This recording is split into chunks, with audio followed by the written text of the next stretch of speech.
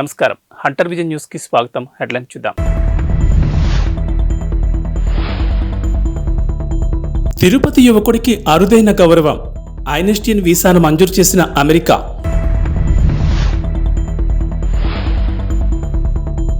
మీతో మేమున్నాం, అధైర్యపడకండి. బాధిత కుటుంబాలకు నారా భువనేశ్వరి హామీ.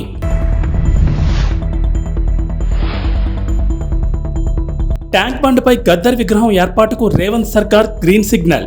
తిరుపతి యువకుడు అరుదైన ఘనతను సాధించాడు. ప్రతిభావంతులకు అమెరికా ప్రభుత్వం మంజూరు చేసి EB1 వీసాను సొంతం చేసుకున్నాడు.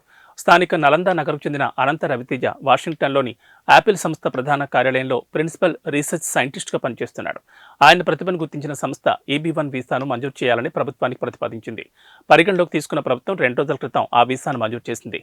అత్యంత ప్రతిభావంతులకు మాత్రమే ఇచ్చే ఈ వీసాను ఐన్స్టీన్ వీసా అని కూడా అంటారు. టీడీపీ జాతీయ అధ్యక్షుడు నారా చంద్రబాబు నాయుడు అరెస్టును తట్టుకోలేక మనస్తాపంతో చనిపోయిన కార్యకర్తల కుటుంబాలను నారా భువనేశ్వరి మంగళవారం పరామర్శించి వారికి భరోసా ఇచ్చారు. మీతో మేమున్నాం, అధైర్యపడొద్దని చెప్పారు. ఉమ్మడి గుంటూరు, ప్రకాశం, నెల్లూరు జిల్లాలో నిజం గెలవాలి పర్యటనలో భాగంగా మొదటి రోజు ఉమ్మడి గుంటూరు జిల్లాలో పర్యటించారు. రేపల్లె, పర్చూరు, ఒంగోలు నియోజకవర్గాల్లో 4 బాధిత కుటుంబాలను పరామర్శించారు. నిజం గెలవాలి కోసం విజయవాడ విమానాశ్రయానికి చేరుకున్న నారా భువనేశ్వర్కి కృష్ణా జిల్లా పార్టీ నాయకులు, కార్యకర్తలు ఘనస్వాగతం పలికారు. అనంతరం రోడ్డు మార్గం ద్వారా మొదట రేపల్లె నియోజకవర్గానికి చేరుకున్నారు. చెరుకుపల్లి మండల కేంద్రంలో పార్టీ కార్యకర్త కోట వెంకటేశ్వర కుటుంబాన్ని భువనేశ్వరి పరామర్శించారు. 9/9/2023న చంద్రబాబు అరెస్టును తట్టుకోలేక గుండెపోటుతో వెంకటేశ్వరరావు మృతి చెందారు. వెంకటేశ్వరరావు భార్య కోట విజయలక్ష్మి, కుమారుడు సురేష్, రాజేష్ ఇతర కుటుంబ సభ్యులను పరామర్శించి ధైర్యం చెప్పారు. వారి కుటుంబానికి 3 లక్షల రూపాయల ఆర్థిక సహాయాన్ని అందించారు. విప్లవ కవి, ప్రజా గాయకుడు గద్దర్ విషయంలో రేవంత్ రెడ్డి ప్రభుత్వం మాట నిలబెట్టుకుంది. హైదరాబాద్లోని ట్యాంక్ బండ్పై గద్దర్ విగ్రహాన్ని ఏర్పాటు చేస్తామన్న సీఎం రేవంత్ రెడ్డి మాట నిలబెట్టుకున్నారు. గద్దర్ విగ్రహ ఏర్పాటుకు టీఎస్ ప్రభుత్వం గ్రీన్ సిగ్నల్ ఇచ్చింది. గద్దర్ విగ్రహాన్ని ఏర్పాటు చేయాలని తెల్లాపూర్ మున్సిపాలిటీ చేసిన తీర్మానానికి ఆమోదం తెలిపింది. విగ్రహ ఏర్పాటుకు అనువైన స్థలాన్ని కేటాయిస్తూ ఈ రోజు ఉత్తర్వులు జారీ చేసింది. గద్దర్ మరణ వార్త తెలిసిన వెంటనే రేవంత్ రెడ్డి ఆసుపత్రికి చేరుకున్న సంగతి తెలిసిందే. ఆయన భౌతికాయాన్ని ఎల్బీ స్టేడియం తరలించిన దగ్గర నుంచి అంతిమ యాత్ర వరకు ఆయన అన్నింటినీ ముందుండి నడిపించారు. గద్దర్ అంత్యక్రియలు అధికారిక లాంఛనాలతో జరిగినప్పటికీ దగ్గరుండి చూసుకున్నదే రేవంతే. గత ఎన్నికల్లో కూడా గద్దర్ కుమార్తె వెన్నెలకు కాంగ్రెస్ పార్టీ టికెట్ ఇచ్చింది. అయితే ఆ ఎన్నికల్లో ఆమె ఓటమి పాలయ్యారు. మరోవైపు ట్యాంక్ బండ్పై గద్దర్ విగ్రహం ఏర్పాటు కానుండడంపై ప్రజా సంఘాలు హర్షం వ్యక్తం చేస్తున్నాయి. తెలంగాణలో బీఆర్ఎస్ చచ్చిపోయిందని, ఆ పార్టీని ప్రజలు బొందపెట్టారని ముఖ్యమంత్రి రేవంత్ రెడ్డి అన్నారు. మంగళవారం హైదరాబాద్లోని గాంధీ భవన్లో ఏర్పాటు చేసిన మీడియా సమావేశంలో ఆయన మాట్లాడుతూ కేసీఆర్, హరీష్ రావు, కేటీఆర్ వంటి వారు కేవలం తమ మనుగడ కోసం మాత్రమే కాంగ్రెస్పై దాడి చేస్తున్నారని ఆరోపించారు. దీన్ని బట్టి బీఆర్ఎస్, బీజేపీ కుమ్మక్కు రాజకీయాలు అర్థం చేసుకోవాలన్నారు. ఈ రోజు దేశంలో ఓడించాల్సింది ప్రధాని మోడీని అన్నారు. ఆయన దేశానికి ప్రమాదకరంగా తయారయ్యారన్నారు. కానీ బిల్లా, రంగాలు మాత్రం మోదీని ఏమీ అనడం లేదని గుర్తు చేశారు. బీఆర్ఎస్ పార్టీకి ఓటు వేస్తే మురికి కాలంలో వేసినట్లే అన్నారు. మోదీని, బీజేపీని ఓడించాలంటే కాంగ్రెస్ పార్టీతోనే సాధ్యమని వ్యాఖ్యానించారు. కేంద్రంలో కాంగ్రెస్ అధికారంలోకి వస్తే తెలంగాణకు ఇచ్చిన హామీలు నెరవేరుతాయన్నారు. ఇంతకాలం కేసీఆర్ అడిగింది లేదు, మోడీ ఇచ్చింది లేదని విమర్శించారు.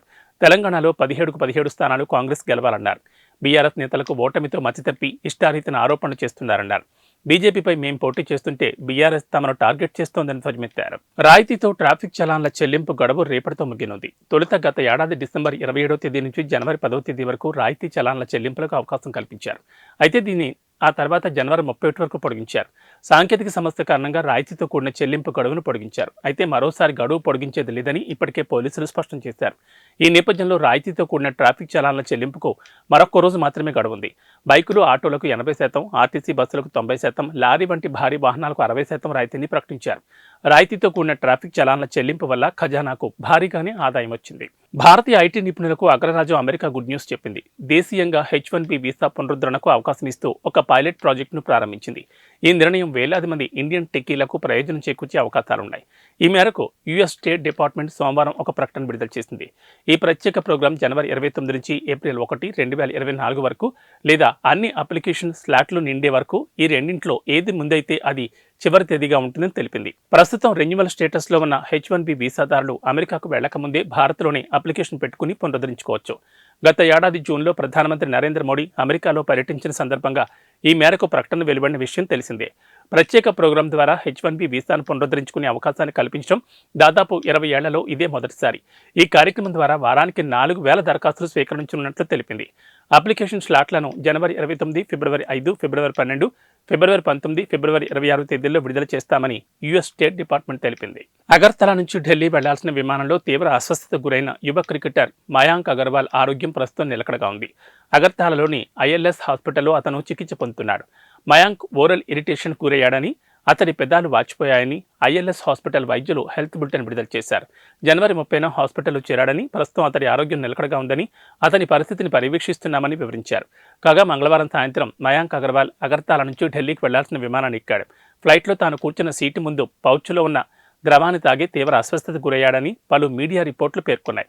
గొంతులో వాపు, బొబ్బలు రావడంతో వెంటనే అతన్ని విమానం దించి స్థానికంగా ఉన్న ఐఎల్ఎస్ హాస్పిటల్కు తరలించారని రిపోర్టులు పేర్కొన్నాయి. కాగా ఆసుపత్రి నుంచి తన మేనేజర్ సహాయంతో మయాంక్ పోలీసులకు ఫిర్యాదు చేశాడు. ఈ ఘటనపై దర్యాప్తు మొదలుపెట్టామని పశ్చిమ త్రిపుర ఎస్పీ కిరణ్ కుమార్ తెలిపారు. ఆదాయానికి మించిన ఆస్తుల కేసులో అరెస్టైన రెరా కార్యదర్శి శివ బాలకృష్ణను ప్రభుత్వం సస్పెండ్ చేసింది. ఈ మేరకు సస్పెండ్ చేస్తూ హెచ్ఎండిఏ మెట్రోపాలిటన్ కమిషనర్ దానకిషోర్ ఉత్తర్వులు జారీ చేశారు. ఆదాయానికి మించిన ఆస్తుల కేసులో శివ బాలకృష్ణను ఏసీబీ ఇటీవల అరెస్ట్ చేసింది. ప్రస్తుతం అతను చెంచల్గూడ జైల్లో ఉన్నాడు. ఏసీబీ అధికారులు ఇటీవల శివ బాలకృష్ణ ఇల్లు, బంధువులు, స్నేహితుల ఇళ్లు, కార్యాలయాల్లో 16 చోట్ల ఏకకాలంలో సోదాలు నిర్వహించారు. సోదాల్లో మొత్తం 93,60,850 రూపాయల నగదు, 1,988 గ్రాముల బంగారు, వజ్రాభరణాలు, సుమారు 6 కిలోల వెండి నగలు స్వాధీనం చేసుకున్నారు. ప్రస్తుతం వీటి విలువ ప్రకారం సోదాల్లో దొరికిన మొత్తం ఆస్తుల విలువ 8,26,48,999గా ఉంటుందని భావిస్తున్నారు. బహిరంగ మార్కెట్లో వీటి విలువ 100 కోట్ల రూపాయలుగా ఉంటుందని అంటున్నారు.